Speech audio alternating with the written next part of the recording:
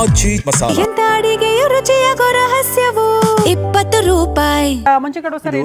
ಏನಾಗ್ತಿದೆ ಅಂತಂದ್ರೆ ಮೇಡಮ್, ಈಗ ನೈಸ್ ರೋಡ್ ಅಂತ ಬಂದಾಗ ಇವತ್ತು ರಾಜ್ಯದಲ್ಲಿ ಬಿಜೆಪಿ ಅಧಿಕಾರದಲ್ಲಿ ಇದ್ದಿದ್ರು ಅಷ್ಟೇ, JDS ಅಧಿಕಾರದಲ್ಲಿ ಇದ್ದಿದ್ರು ಅಷ್ಟೇ, ಕಾಂಗ್ರೆಸ್ ಅಧಿಕಾರದಲ್ಲಿ ಇದೆ. ಯಾವುದೇ ಪಕ್ಷ ಅಧಿಕಾರದಲ್ಲಿ ಇದ್ದಿದ್ರು ಆಸ್ ಎ ಕಾಮನ್ ಮೆನ್ ಆಗಿ ನಾನು ಇದೇ ಪ್ರಶ್ನೆನ ಕೇಳ್ತೀನಿ. ಈಗ ಅಲ್ಲಿಂದ ಹೇಳ್ಕೊಂಡ್ ಬರ್ತಾ ಇದ್ದಾರೆ, ಅವತ್ತು ಹಂಗಾಯ್ತು ಇವತ್ತು ಹಿಂಗಾಯ್ತು ಅಂತ. ಫಾರ್ ಎಕ್ಸಾಂಪಲ್ ಕಾಂಗ್ರೆಸ್ನವ್ರಿಗೆ ಅಂದ್ರೆ ಯಾಕೆ ಅಂತಂದ್ರೆ ಇವತ್ತು ಸ್ಟೇಟ್ ಅಲ್ಲಿ ಅಧಿಕಾರದಲ್ಲಿರೋದು ಕಾಂಗ್ರೆಸ್ ಪಕ್ಷ, ಅವ್ರಿಗೆ ನಾನು ಕೇಳೋದಕ್ಕೆ ಇಷ್ಟಪಡ್ತೀನಿ, ಅವ್ರು ಕರೆಕ್ಟ್ ಆಗಿ ಮಾಡಿಲ್ಲ, ಅವ್ರು ಕರೆಕ್ಟ್ ಆಗಿ ಆಡಳಿತ ನಡೆಸಿಲ್ಲ, ಈ ವಿಚಾರದಲ್ಲಿ ಒಂದು ನಿರ್ಧಾರಕ್ಕೆ ಬರಕ್ ಆಗಿಲ್ಲ, ರೈತರಿಗೆ ನ್ಯಾಯ ಕೊಡ್ಸಕ್ ಆಗಿಲ್ಲ ಅಂತಾನೆ ಜನ ಅವ್ರನ್ನ ಅಪೋಸಿಷನ್ ಪಾರ್ಟಿನಲ್ಲಿ ಕೂರಿಸಿದ್ದಾರೆ. ನೀವು ಕರೆಕ್ಟ್ ಆಗಿ ಮಾಡ್ತೀರಾ, ನೀವು ಕರೆಕ್ಟ್ ಆಗಿ ರೂಲ್ಸ್ ಫಾಲೋ ಮಾಡ್ತೀರಾ, ನೀವು ಜನಕ್ಕೆ ಕರೆಕ್ಟ್ ಆಗಿ ನ್ಯಾಯ ಕೊಡಿಸ್ತೀರಾ ಅಂತ ನಿಮ್ಮನ್ನ ಅಧಿಕಾರದಲ್ಲಿ ತಂದು ಕೂರಿಸಿದ್ದಾರೆ. ಅಧಿಕಾರದಲ್ಲಿ ತಂದು ಕೂರಿಸಿದ ಮೇಲೂ ಕೂಡ ಅವತ್ತು ಅವ್ರು ಯಾಕೆ ಮಾಡಲಿಲ್ಲ, ಅವತ್ತು ಇವ್ರು ಯಾಕೆ ಮಾಡಲಿಲ್ಲ ಅಂತ ಕೇಳೋದನ್ನ ಬಿಟ್ಬಿಟ್ಟು ಅವ್ರು ಮಾಡಿಲ್ದೇ ಇರೋದನ್ನ ನೀವು ಮಾಡಿ ತೋರಿಸಿ. ಹೌದು, ಅವರು ಕೂಡ ಮುಖ್ಯಮಂತ್ರಿಗಳ ಕೆಲಸ ಮಾಡಿದ್ದೀರಿ, ಯಾರಿಂದನೂ ಸರಿ ಮಾಡಕ್ ಆಗ್ಲಿಲ್ವಲ್ಲ ಅಂತ. ಯಾರಿಂದನೂ ಸರಿ ಮಾಡಕ್ ಎಲ್ಲರಿಗೂ ಕೂಡ ನೈಸ್ ಸಂಸ್ಥೆಯಿಂದ ಅಂದ್ರೆ ಇನ್ಫ್ಯಾಕ್ಟ್ ಕೇನಿ ಅವರಿಂದ ಎಲ್ಲರಿಗೂ ಕೂಡ ಸಮಪಾಲು ಅನ್ನೋ ರೀತಿಯಲ್ಲಿ ದುಡ್ಡು ಸಪ್ಲೈ ಆಗ್ತಾ ಇದೆ. ಆ ಕಾರಣಕ್ಕೆ ಸರ್ಕಾರಗಳು ಸೈಲೆಂಟ್ ಆಗ್ಬಿಟ್ಟಿದೆ ಈ ವಿಚಾರದಲ್ಲಿ ಅನ್ನೋ ಗಂಭೀರ ಆರೋಪನೆ ಇದೆ.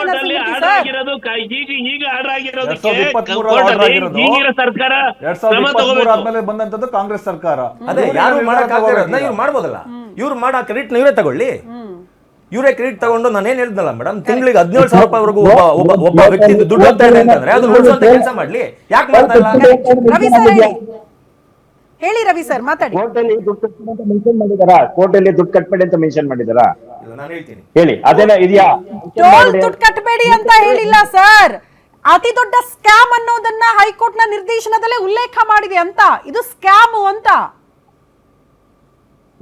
ಮೇಡಮ್, ಇದು ಸ್ಕ್ಯಾಮ್ ಅನ್ನೋಂತ ಮುಂಚೆ ಈಗ ಹೇಳೋರು 2006 ಕುಮಾರಸ್ವಾಮಿ ಮುಖ್ಯಮಂತ್ರಿ ಆದಾಗ 2018 ಮುಖ್ಯಮಂತ್ರಿ ಆದಂತ ಸಂದರ್ಭದಲ್ಲಿ ಇದು ಸ್ಕ್ಯಾಮ್ ನಡೀತಾ ಇದೆ, ಇದನ್ನ ಸಿಬಿಐ ಇನ್ನೊಂದು ಎಂಕ್ವೈರಿ ಮಾಡಿ ಅಂತ ಹಾಕ್ಬಿಡ್ಬೋದಾಗಿತ್ತಲ್ಲ, ಅವ್ರಿಗೆ ಅಧಿಕಾರ ಇತ್ತಲ್ಲ. ಏನ್ ಹೇಳ್ತಿದ್ದಾರೆ, 2023 ಬಂದಿರೋದು, ಅದಾದ್ಮೇಲೆ ಕಾಂಗ್ರೆಸ್ ಅಲ್ವಾ ಆಡಳಿತ ನಡೆಸ್ತಾ ಇರೋದು ರಾಜ್ಯದಲ್ಲಿ ಅಂತ. ಸರ್ ಈಗ ರವಿ ಸರ್, ಅವ್ರು ಬಂದ್ರು ಇವ್ರು ಬಂದ್ರು ಅದಾಯ್ತು ಅಲ್ಲ, ಬೇಡ ಸರ್. ಈಗ ನಿಮ್ದೇ ಪಕ್ಷ ಅಧಿಕಾರದಲ್ಲಿರೋದ್ರಿಂದ ನೀವ್ ಏನ್ ಮಾಡಬಹುದು ಅನ್ನೋದನ್ನ ಹೇಳಿ ಸರ್. ಸಾರ್ವಜನಿಕರ ಸಮಸ್ಯೆಗಳಿಗೆ ಪರಿಹಾರ ಕೊಡಬೇಕು ಸರ್ಕಾರ. ಆಗೀಗ ಇಲ್ಲಿ ಹೇಳ್ತಿದಾರೆ ನೋಡಿ ಲೋಹಿತ್ ಸರ್, ಸಂಪುಟ ಸಭೆಯಲ್ಲಿ ಚರ್ಚೆ ಮಾಡೋದು ಕ್ಲಾರಿಟಿ ತಗೊಳ್ಬಹುದಲ್ಲ, ಯಾಕೆ ಆಗ್ತಾ ಇಲ್ಲ ಅಂತ.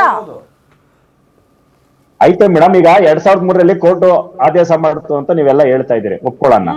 ಈಗ 2000 ಆದೇಶ ಮಾಡಿದ ಕುಮಾರಸ್ವಾಮಿ ಅವರು ಮೊನ್ನೆ ಗಂಟೆ ಏನ್ ಮಾಡ್ತಾ ಇದ್ರು?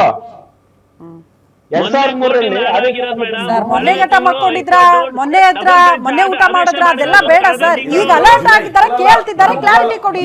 ಜವಾಬ್ದಾರಿ ಒಂದು ವಿಚಾರ ಕಾಮನ್ ಪೀಪಲ್ ಗಾಗ್ಲಿ ಎಲ್ರಿಗೂ ಗೊತ್ತಾಗಿರೋದು, ಜುಲೈ 29ನೇ ತಾರೀಕು ಹೈಕೋರ್ಟ್ ಆರ್ಡರ್ ಬರುತ್ತೆ. ಆರ್ಡರ್ ಬಂದ ತಕ್ಷಣ ಇದು ಕರ್ನಾಟಕ ಬಿಗ್ಗೆಸ್ಟ್ ಸ್ಕ್ಯಾಮ್ ಅಂತ ಹೇಳುತ್ತೆ. ಇದನ್ನ ಯಾವಾಗ ಹೈಕೋರ್ಟ್ ಹೇಳುತ್ತಲ್ಲ ಅವಾಗ, ಅಂದ್ರೆ ಜುಲೈ 29 ಗೊತ್ತಾಗಿದೆ. ಇವತ್ತೆಷ್ಟು ಮೇಡಮ್ ಡೇಟ್? ಇನ್ನು ಆಗಸ್ಟ್, 1 ತಿಂಗಳು ಕೂಡ ಕಳೆದಿಲ್ಲ. 1 ತಿಂಗಳಿಂದ ಇದು ಚರ್ಚೆ ಆಗ್ತಾ ಇದೆ. ಓಕೆನಾ? 29ಕ್ಕೆ ಆರ್ಡರ್ ಬಂದಿದೆ, ಎಲ್ರಿಗೂ ಕೂಡ ಗೊತ್ತಾಗಿದೆ.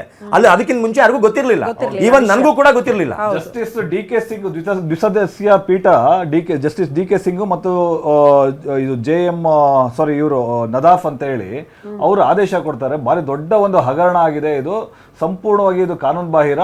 ಇದು ಸರ್ಕಾರ ಕೂಡಲೇ ಒಂದು ನಿರ್ಧಾರ ತಗೋಬೇಕಾಗತ್ತೆ, ಇಲ್ಲ ಅಂತಂದ್ರೆ ಇದು ಭಾರಿ ದೊಡ್ಡ ವಂಚನೆ ಆಗುತ್ತೆ ಜನಗಳಿಗೆ ಅಂತ ಒಂದು ಕಾಳಜಿ ವ್ಯಕ್ತಪಡಿಸಿದ, ಆತಂಕ ವ್ಯಕ್ತಪಡಿಸಿದ ಸಂದರ್ಭದಲ್ಲಿ ಅದಕ್ಕೆ ಈಗ ನಾವು ವಿಪಕ್ಷಗಳು ನಾವು ಆಗ್ರಹ ಮಾಡ್ತಾ ಇದೀವಿ, ನೀವು ಸಚಿವ ಸಂಪುಟ ಕರೆದಿ ಒಂದು ಒಳ್ಳೆ ಸೂಕ್ತದಂತ ಒಂದು ಜನಪರವಾದಂತ ನಿರ್ಧಾರ ತಗೊಳ್ಳಿ. ಜನಪರವಾದ ನಿರ್ಧಾರ ಅಂದ್ರೆ ಸಂಪೂರ್ಣವಾಗಿ ಇದು ಕಾನೂನು ಬಾಹಿರ, ಅಕ್ಷಮ್ಯ ಅಪರಾಧ ಆಗಿರೋದ್ರಿಂದ ಆ ಸಂಸ್ಥೆಯಿಂದ ನೀವು ಕಂಪ್ಲೀಟ್ಲಿ ಟೇಕ್ ಓವರ್ ತಗೊಂಡು ಜನರಿಗೆ ಇದು ವಿಮುಕ್ತ ಮಾಡಿ ಇದು ರಸ್ತೆನಾ ಅಂತ ಹೇಳಿ ನಾವು ಕೇಳ್ತಾ ಇದೀವಿ.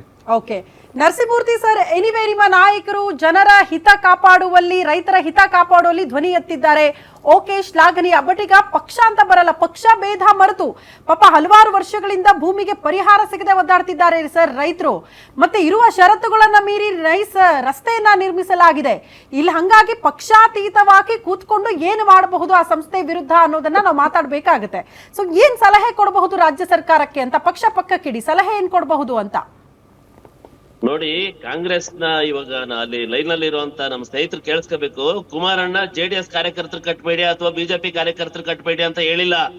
ರಾಜ್ಯದಲ್ಲಿ ಯಾರು ಕಟ್ಟಕೋಬೇಡಿ, ಇದು ಬಿಗ್ಗೆಸ್ಟ್ ಸ್ಕ್ಯಾಮ್ ಅಂತ ಹೈಕೋರ್ಟ್ ಆದೇಶದಲ್ಲಿ ಉಲ್ಲೇಖ ಮಾಡಿದೆ. ಬಹಳ ಗಂಭೀರವಾದ ಪ್ರಶ್ನೆ ಇದು.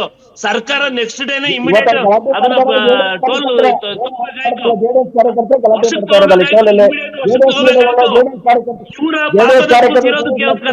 ಇವರು ಮೀನಮೇಷ ಸರ್ ನಾನು ಜೆಡಿಎಸ್ ನಾನು ಗಲಾಟೆ ಮಾಡಿದ್ದೀನಿ ನೋಡಿ. ಹೈಕೋರ್ಟ್ ಗಂಭೀರ ಆರೋಪದ ನೆಕ್ಸ್ಟ್ ಡೇನೆ ಇವರು ಸರ್ಕಾರ ಅದನ್ನ ಹ್ಯಾಂಡ್ ಓವರ್ ತಗೋಬೇಕಾಯ್ತು, ಸಚಿವ ಸಂಪುಟ ಕರಿಬೇಕಾಯ್ತು. ಆದೇಶ, ಕೋರ್ಟ್ ಆದೇಶ ಏನ್ ಮಾಡಿದೆ, ಅಡ್ವೊಕೇಟ್ ಜನರಲ್ ನ ಕರ್ಕೊಂಡು ಅದ್ರ ಬಗ್ಗೆ ಚರ್ಚೆ ಮಾಡ್ಬೇಕಾಯ್ತು. ಇವತ್ತಿನವರೆಗೂ ಅವ್ರೇನು ಮಾಡಿಲ್ಲ, ಏನು ಮಾಡಿಲ್ಲ. 1 ತಿಂಗಳ ಮೇಲಾಗಿದೆ. ಅಂದ್ರೆ ಇದರ ಪಾಪದಲ್ಲಿ ಕಾಂಗ್ರೆಸ್ ಸರ್ಕಾರನು ಶಾಮೀಲಾಗಿದೆ ಅಂತ ಸರ್ಕಾರ ಏನು ಹೈಕೋರ್ಟ್ ಹೇಳಿದೆ, ಸರ್ಕಾರ ಶಾಮೀಲಾಗಿದೆಯಾ ಅಂತ. ಈಗ ಎಂತ ಗಂಭೀರ ಪ್ರಶ್ನೆ ಎತ್ತಿದೆ ಕೋರ್ಟ್. ಈ ಕೂಡಲೇ ಅದನ್ನ ವಶಕ್ಕೆ ಪಡಿಬೇಕು. ನರಸಿಂಹಮೂರ್ತಿ ಸರ್ ವಾಪಸ್ ಬರ್ತೀನಿ. ರವಿ ಸರ್ ಹತ್ರ ಒಂದು ಕ್ಲಾರಿಟಿ ತಗೊಳ್ಳೋಣ. ರವಿ ಸರ್, ನೀವು ಹೇಳ್ತಿದ್ದೀರಿ ಜೆಡಿಎಸ್ ನವರು ಮಾತ್ರ ಪ್ರಶ್ನೆ ಮಾಡ್ತಿದ್ದಾರೆ, ಪ್ರತಿಭಟನೆ ಮಾಡ್ತಿದ್ದಾರೆ. ಅಲ್ಲ ಸರ್, ಜನಸಾಮಾನ್ಯರು ಹೋರಾಟ ಮಾಡ್ತಿದ್ದಾರೆ, ಈಗ ನಾವು ಟೋಲ್ ಕಟ್ಟಲ್ಲ ಅಂತ. ಅದಕ್ಕೆ ನಾವು ರಾಜ್ಯ ಸರ್ಕಾರ ಮಧ್ಯಪ್ರವೇಶ ಮಾಡಿ ಒಂದು ಕ್ಲಾರಿಟಿ ಕೊಡಬೇಕು ಜನಕ್ಕೆ ಅಂತಾನೆ ಕೇಳ್ತಾ ಇರೋದು.